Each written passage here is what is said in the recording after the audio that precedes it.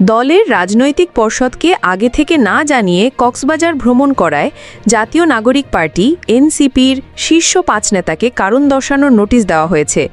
তাদের আগামী ২৪ ঘণ্টার মধ্যে সশরীরে উপস্থিত হয়ে নোটিশের জবাব দিতে বলা হয়েছে। বুধবার ৬ আগস্ট এনসিপির যুগ্ম সদস্য সচিব দপ্তর সালেহ উদ্দিন সিফাত স্বাক্ষরিত পৃথক চিঠিতে দলের ৫ নেতাকে শোকাজ করা হয়। এতে বলা হয়, গতকাল ৫ আগস্ট জুলাই অভ্যুত্থানের প্রথম বর্ষপূর্তি ও রাষ্ট্রীয় গুরুত্বপূর্ণ দিবসে আপনি এবং দলের আরও ৪ জন কেন্দ্রীয় সদস্য ব্যক্তিগত সফরে কক্সবাজার গিয়েছেন। এই সফর সংক্রান্ত কোনো তথ্য কিংবা ব্যাখ্যা রাজনৈতিক পর্ষদের কাছে আগে অবগত করা হয়নি। এতে আরও বলা হয়, এমতাবস্থায় আপনাদের এই সিদ্ধান্তের কারণ ও প্রেক্ষাপট সম্পর্কে আগামী ২৪ ঘণ্টার মধ্যে আহ্বায়ক মোহাম্মদ নাহিদ ইসলাম এবং সদস্য সচিব আখতার হোসেনের নিকট সশরীরে উপস্থিত হয়ে লিখিত ব্যাখ্যা দেওয়ার জন্য আপনাদের নির্দেশক্রমে অনুরোধ করা যাচ্ছে।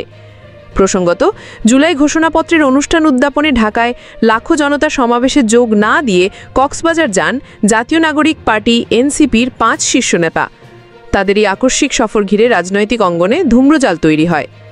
সাবেক এক বিদেশি রাষ্ট্রদূতের সঙ্গে কক্সবাজারে অবস্থানরত এনসিপি নেতাদের গোপন বৈঠক হচ্ছে এমন গুঞ্জন ছড়িয়ে পড়ে গণমাধ্যম ও সামাজিক যোগাযোগ মাধ্যমে।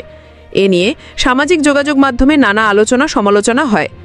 কক্সবাজারে যাওয়া নেতারা হলেন এনসিপির মুখ্য সমন্বয়ক নাসির উদ্দিন পাটোয়ারি, মুখ্য সংগঠক উত্তরাঞ্চল সার্জিস আলম, মুখ্য সংগঠক দক্ষিণাঞ্চল হাসনাত আবদুল্লাহ, আর দলের জ্যেষ্ঠ যুগ্ম সদস্য সচিব ডাক্তার তাসনিম জারা, আর যারার সঙ্গে তার স্বামী খালেদ সাইফুল্লাহ এবং সার্জিস আলমের সঙ্গে তার স্ত্রী ছিলেন। যাদের শোকাজ করা হয়েছে তারা হলেন নাসির উদ্দিন পাটোয়ারি, সার্জিস আলম, হাসনাত আবদুল্লাহ, ডাক্তার তাসনিম জারা এবং খালেদ সাইফুল্লাহ। ASBD 24 সত্য প্রকাশে অপসীম চ্যানেলটি